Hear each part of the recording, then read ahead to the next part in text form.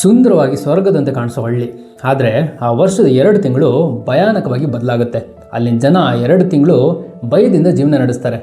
ಅಂಥದೇ ಒಂದು ನಿಗೂಢ ರಹಸ್ಯ ಕಥೆಯನ್ನು ಇವತ್ತು ನೋಡೋಣ. ಅದರ ಹೆಸರೇ ಜಟಿಂಗ.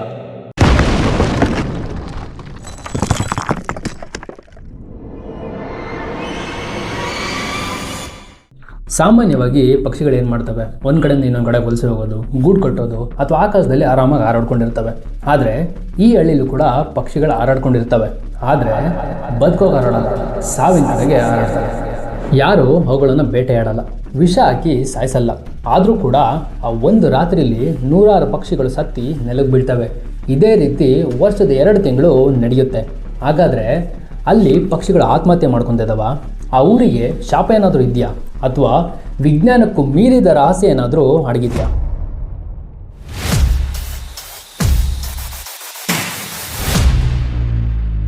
ನಮಸ್ಕಾರ, ನಾನು ನಿಮ್ಮ ಪುನೀತ್. ಇನ್ನು ಯಾರೆಲ್ಲ ಈ ವಿಡಿಯೋನ ಸಬ್ಸ್ಕ್ರೈಬ್ ಮಾಡ್ಕೊಂಡಲ್ಲೇ ನೋಡ್ತಿದ್ದೀರೋ ದಯವಿಟ್ಟು ಸಬ್ಸ್ಕ್ರೈಬ್ ಮಾಡ್ಕೊಳ್ಳಿ.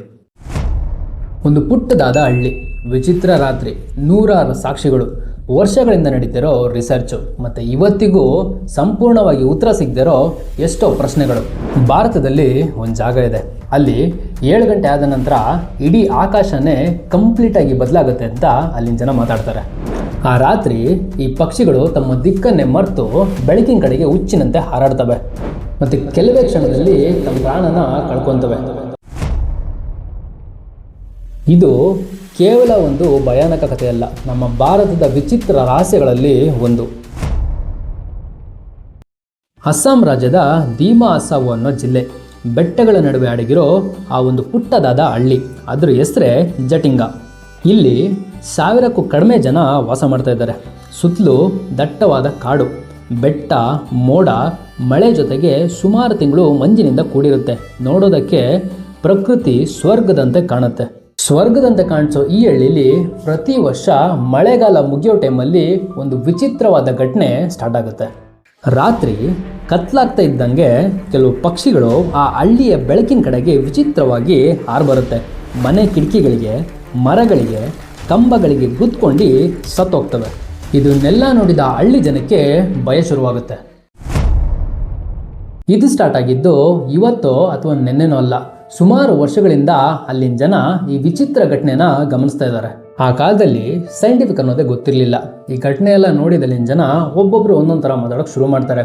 ಆ ಬೆಟ್ಟಗಳಲ್ಲಿ ಆತ್ಮಗಳಿದೆ, ಇದು ದೇವರು ಕೊಡ್ತಿರೋ ಎಚ್ಚರಿಕೆ, ಮತ್ತು ಪಕ್ಷಿಗಳು ಶಾಪಕ್ಕೆ ಒಳಗಾಗಿದ್ದಾವೆ ಅಂತ ಮಾತಾಡೋಕೆ ಶುರು ಮಾಡ್ತಾರೆ.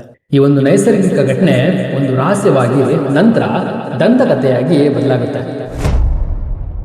ಈ ಪ್ರಶ್ನೆಗೆ ಉತ್ತರ ಹುಡ್ಕೋಕೆ ನಮ್ಮ ಭಾರತದ ಸೈಂಟಿಸ್ಟ್ಗಳು ಮತ್ತು ಫಾರಿನ್ ಸೈಂಟಿಸ್ಟ್ಗಳು ಜಟಿಂಗಾಗೆ ವರ್ಷಗಳ ಕಾಲ ಬರ್ತಾರೆ.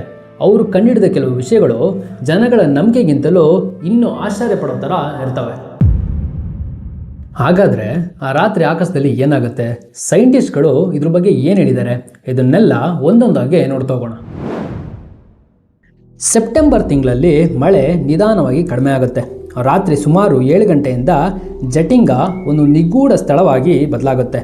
ರಾತ್ರಿ ಆಗ್ತಾ ಇದ್ದಂಗೆ ಅಲ್ಲಿನ ಜನ ತಮ್ಮ ಮನೆಗಳ ಮುಂದೆ ದೀಪಗಳನ್ನು ಹಚ್ಚುತ್ತಾರೆ. ಹಚ್ಚಿದ ಕೆಲವೇ ನಿಮಿಷದಲ್ಲಿ ದೂರದ ಕತ್ಲೆಯಿಂದ ಒಂದೊಂದಾಗಿ ಪಕ್ಷಿಗಳು ಬೆಳಕಿನ ಕಡೆಗೆ ಹಾರಾಡೋಕ್ಕೆ ಶುರು ಮಾಡ್ತವೆ. ಆದರೆ ಅವು ಸಾಮಾನ್ಯವಾಗಿ ಹಾರಾಡೋದಿಲ್ಲ. ಗಾಬರಿಯಾದಂಗೆ, ದಿಕ್ಕು ತಪ್ಪದಂಗೆ ನೇರವಾಗಿ ಬೆಳಕಿನ ಕಡೆಗೆ ಹಾರಾಡ್ತವೆ. ಕೆಲವು ಮನೆ ಕಿಟಕಿಗಳಿಗೆ, ಲೈಟ್ ಕಂಬಗಳಿಗೆ, ಮರಗಳಿಗೆ, ಇನ್ನು ಕೆಲವು ನೆಲಕ್ಕೆ ಬಿದ್ದು ಸತ್ತೋಗ್ತವೆ. ಈ ವಿಷಯ ನಿಧಾನವಾಗಿ ಇಡೀ ಅಸ್ಸಾಂಗೆ ಹರಡುತ್ತೆ.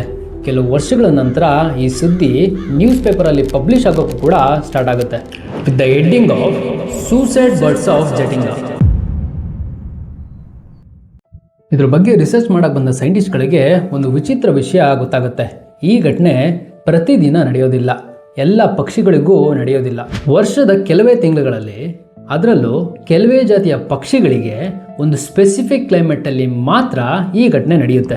ಇಲ್ಲಿ ಇನ್ನೊಂದು ವಿಷಯ ಏನಂದರೆ, ಈ ಪಕ್ಷಿಗಳು ಹಗಲು ಟೈಮಲ್ಲಿ ನಾರ್ಮಲ್ ಆಗಿ ಇರ್ತವೆ, ಆದರೆ ರಾತ್ರಿ ಆದ ನಂತರ ಮಾತ್ರ ವಿಚಿತ್ರವಾಗಿ ವರ್ತಿಸೋಕೆ ಶುರು ಮಾಡ್ತವೆ. ಸೈಂಟಿಸ್ಟ್ಗಳ ಪ್ರಕಾರ ಈ ಪಕ್ಷಿಗಳು ಸಾಯೋಕ್ಕೆ ಹಾರಾಡೋದಿಲ್ಲ, ಅವುಗಳು ದಿಕ್ ತಪ್ಪಿರ್ತವೆ. ಮಳೆಗಾಲದ ಕೊನೆಯಲ್ಲಿ ಬೆಟ್ಟಗಳ ನಡುವೆ ದಟ್ಟವಾದ ಮಂಜು ಆವರಿಸಿರುತ್ತೆ, ಜೊತೆಗೆ ಬಲವಾದ ಗಾಳಿ ಕೂಡ ಬೀಸ್ತಾ ಇರುತ್ತೆ. ಈ ಕಾರಣದಿಂದ ಕೆಲವು ಪಕ್ಷಿಗಳು ಕಡಿಮೆ ಎತ್ತರದಿಂದ ಹಾರಾಡ್ತಾ ಇರ್ತವೆ, ಜೊತೆಗೆ ಆ ಹಳ್ಳಿಯಿಂದ ಬರೋ ಬೆಳಕು ಈ ಪಕ್ಷಿಗಳ ಗಮನನ ಸೆಳೆಯುತ್ತೆ. ಇಮ್ಯಾಜಿನ್ ಮಾಡ್ಕೊಳ್ಳಿ, ನೀವು ಒಂದು ಕಂಪ್ಲೀಟ್ ಕತ್ಲೆ ರೂಮಲ್ಲಿ ಇರ್ತೀರಾ, ನಿಮ್ಮ ಮುಂದೆ ಒಂದೇ ಒಂದು ಬೆಳಕು ಕಾಣ್ತಾ ಇರುತ್ತೆ. ಆಗ ಸಹಜವಾಗಿ ಏನು ಮಾಡ್ತೀರಾ, ಆ ಬೆಳಕಿನ ಕಡೆಗೆ ಓಡ್ತೀರಾ. ಅದೇ ರೀತಿ ಈ ಪಕ್ಷಿಗಳು ಕೂಡ ಆ ಮಂಜು ಮತ್ತು ಕತ್ಲೆ ನಡುವೆ ಆ ಪಕ್ಷಿಗಳು ಕೂಡ ಬೆಳಕಿನ ಕಡೆಗೆ ಗಾಬರಿಯಾಗಿ ಓಡ್ತವೆ. ಜೊತೆಗೆ ಕಡಿಮೆ ಎತ್ತರದಿಂದ ಆರೋ ಕಾರಣ ಮರಗಳಿಗೆ ಕಂಬಗಳಿಗೆ ಗುದ್ಕೊಂಡು ಸತ್ತೋಗ್ತವೆ.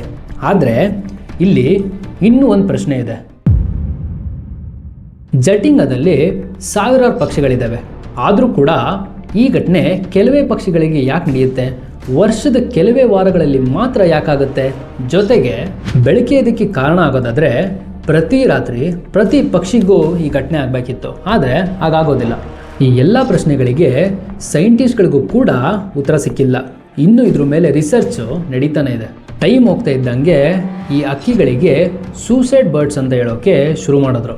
ಹಾಗಾದರೆ ಈ ಕತೆ ಇಲ್ಲೇ ಮುಗೀತಾ? ಇಲ್ಲ, ಈ ಕತೆಗೆ ಇನ್ನೊಂದು ಮುಖ ಇದೆ. ಒಂದು ಟೈಮಲ್ಲಿ ಈ ಘಟನೆ ನಡೆದಾಗ ಅಲ್ಲಿನ ಜನ ಗಾಬರಿಯಾದ ಪಕ್ಷಿಗಳನ್ನು ಹಿಡಿತಾ ಇದ್ರು. ಇದು ಒಂದು ಟೈಮಲ್ಲಿ ಕಾಂಟ್ರವರ್ಸಿ ಕೂಡ ಆಗಿತ್ತು. ಹಾಗಾದರೆ ಆ ಪಕ್ಷಿಗಳನ್ನು ಅಲ್ಲಿನ ಜನರೇ ಹಿಡಿದು ಸಾಯಿಸ್ತಾ ಇದ್ರ? ಜಟಿಂಗದಲ್ಲಿ ಈ ಘಟನೆ ನಡೆದಾಗ ಬೆಳಕಿನ ಕಡೆ ಬಂದು ಬಿದ್ದ ಪಕ್ಷಿಗಳನ್ನು ಅಲ್ಲಿನ ಜನ ಹಿಡಿತಾ ಇದ್ರು. ಕೆಲವೊಬ್ರು ಅದನ್ನು ಆಹಾರ ಕೂಡ ಬಳಸ್ತಾ ಇದ್ರು. ಇದನ್ನೆಲ್ಲ ನೋಡಿದ ಹೊರಗಿನ ಜನ ಜಟಿಂಗದ ಜನಗಳೇ ಬೇಕು ಅಂತ ಪಕ್ಷಿಗಳನ್ನು ಸಾಯಿಸ್ತಾ ಇದ್ದಾರೆ ಅಂತ ಕಂಪ್ಲೇಂಟ್ ಕೂಡ ಮಾಡಿದರು. ಈ ಘಟನೆ ನಡೆಯೋ ಟೈಮಲ್ಲಿ ಅಲ್ಲಿನ ಅರಣ್ಯ ಇಲಾಖೆ ಈ ಜಾಗದ ಬಗ್ಗೆ ಸೂಕ್ಷ್ಮವಾಗಿ ಗಮನ ಹರಿಸುತ್ತೆ. ಈ ಸುದ್ದಿ ನಿಧಾನವಾಗಿ ಒಂದು ದೊಡ್ಡ ಮಟ್ಟದಲ್ಲಿ ಹರಡೋಕೆ ಶುರುವಾಗುತ್ತೆ. ನಂತರ ಅರಣ್ಯ ಇಲಾಖೆಯವರು, ಪರಿಸರ ಸಂಘಟನೆಗಳು ಜಟಿಂಗಾಗೆ ಭೇಟಿ ನೀಡಿ ಅಲ್ಲಿನ ಜನರಿಗೆ ಜಾಗೃತಿ ಮೂಡಿಸೋಕ್ಕೆ ಶುರು ಮಾಡ್ತಾರೆ. ನಂತರ ಅಲ್ಲಿನ ಜನಗಳೇ ಆ ಪಕ್ಷಿಗಳನ್ನು ಸಂರಕ್ಷಿಸೋಕೆ ಸಹಾಯ ಮಾಡ್ತಾರೆ. ಹಿಂದೆ ಭಯ ಮತ್ತು ಮೂಢನಂಬಿಕೆ ಕಥೆಯಾಗಿದ್ದ ಈ ಜಟಿಂಗ ಇವತ್ತು ಪರಿಸರ ಸಂರಕ್ಷಣೆಯ ಕಥೆಯಾಗಿ ಬದಲಾಗಿದೆ. ಆದರೆ ಇನ್ನೂ ಕೆಲವು ಪ್ರಶ್ನೆಗಳಿಗೆ ಉತ್ತರ ಸಿಕ್ಕೇ ಇಲ್ಲ.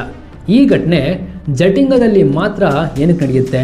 ಈ ಪ್ರಶ್ನೆಗಳಿಗೆ ಉತ್ತರ ಹುಡುಕೋಕೆ ಇನ್ನು ಸೈಂಟಿಸ್ಟ್ಗಳು ಈ ಪ್ಲೇಸ್ಗೆ ಬರ್ತಾನೆ ಇದ್ದಾರೆ. ಇದು ಕೇವಲ ಒಂದು ಕಥೆಯಲ್ಲ, ನಮ್ಮ ಭಾರತದ ಒಂದು ನಿಗೂಢವಾದ ಅಧ್ಯಾಯಗಳಲ್ಲಿ ಒಂದು. ಮುಂದಿನ ವಿಡಿಯೋದಲ್ಲಿ ಇನ್ನೊಂದು ನಿಗೂಢ ರಹಸ್ಯದ ಜೊತೆ ಸಿಗೋಣ.